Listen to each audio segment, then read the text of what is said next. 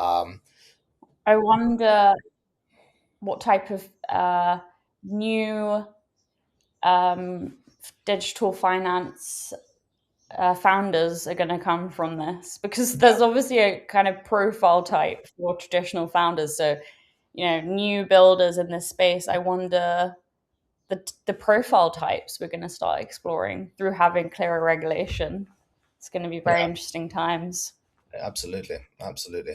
I really hope we still have the capacity to have founders who don't need to have 7 years at a big bank, or don't need to have an MBA, or don't need to have, you know, I really hope that that doesn't turn into that sort of sector. It might do, but I guess one of the things about Web3 that I've found across the board is that those of us who have been in the space, we always back the underdog. There's something about it. I There's know. something about we always are there working and supporting the underdogs, and trying to there's an underlying spirit in the space that might really surprise a lot of people looking at it from the outside in, is that the space does have a value system. It really does. A very subtle, very, very quiet, but very noticeable value system exists when people speak to each other. And one big part of that value system is that there is this sense of, supporting the little guy, and making sure that power is capable, or the opportunity for power is capable of being spread to anyone.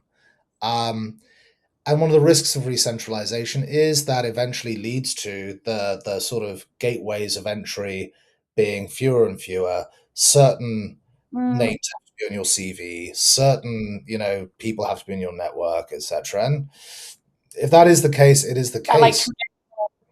Yeah, exactly. Yeah, that like traditional career path of studying finance and going and working in a big hedge fund. And you know I- what I love about this space is that there is such an eclectic mix of talent and skills and individuals. And honestly, like a lot of my very good friends, I don't have that many friends that aren't in this space. Like some of my best friends are working in this industry with really colorful backgrounds. And I think honestly, the the state of entrepreneurship and the workforce is changing rapidly, just because of the fact that maybe there's not as much value as extracted from traditional university route. Or there's a lot going on in that world.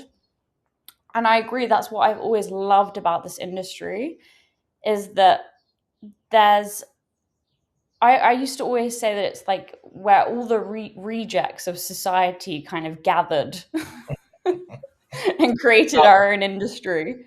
Trials of us. Um, yeah, there's something really nice about that. It's definitely changing, I think, for the better, but I think we can both agree that we hope that energy, that subtle energy of supporting the underdog, doesn't disappear.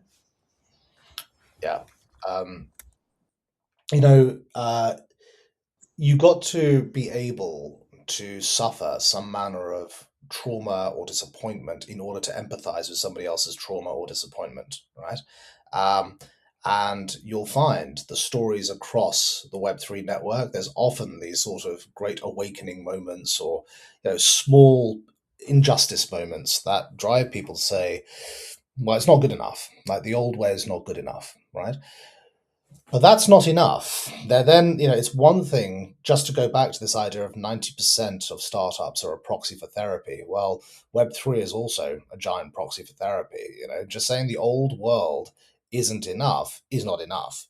We're now at a place where, okay, cool, we've dropped the guillotines, we've killed the kings. Now what? What is the new France going to look like? What is the new world going to be?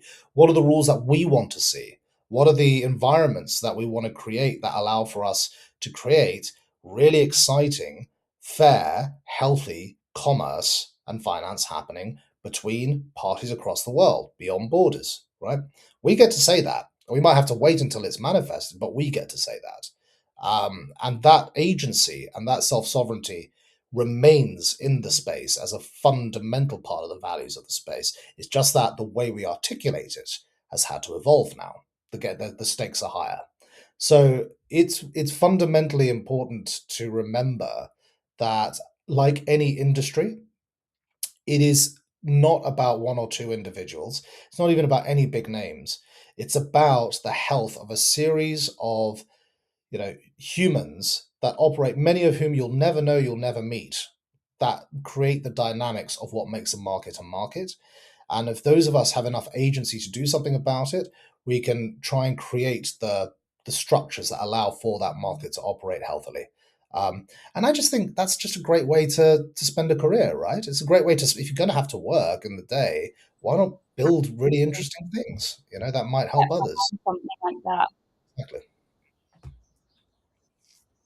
Beautifully said.